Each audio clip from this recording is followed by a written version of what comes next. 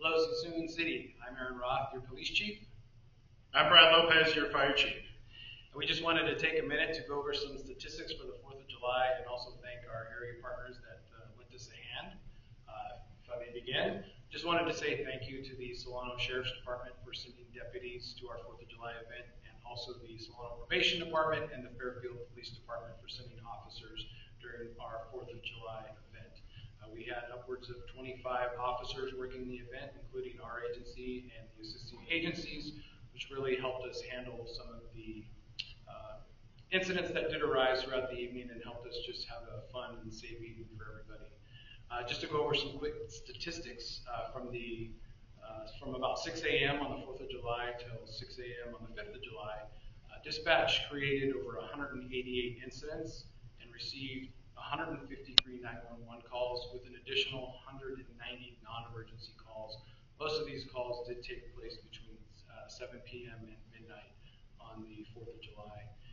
We did get roughly 57 fireworks complaints throughout that evening, and I know the fire chief will talk a little bit more about that.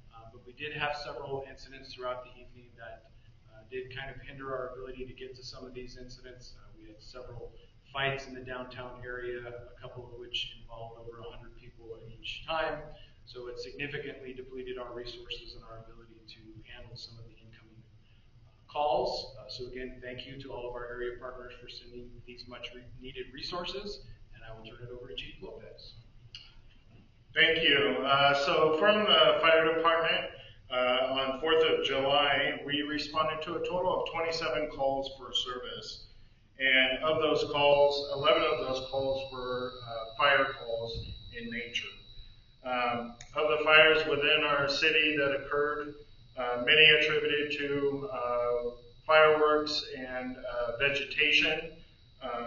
Fortunately, no structures were heavily damaged or destroyed, but we did, on occasions, respond to several vegetation fires throughout our community that evening. One in particular of which had 4 structures threatened.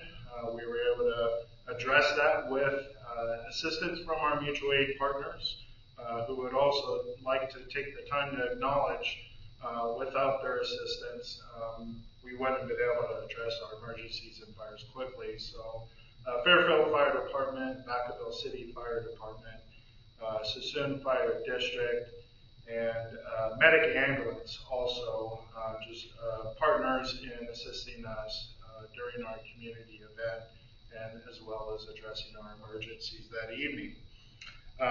With that, we upstaffed a total of 16 firefighters for Sassoon Fire Department, and then again with the assistance of our mutual aid partners.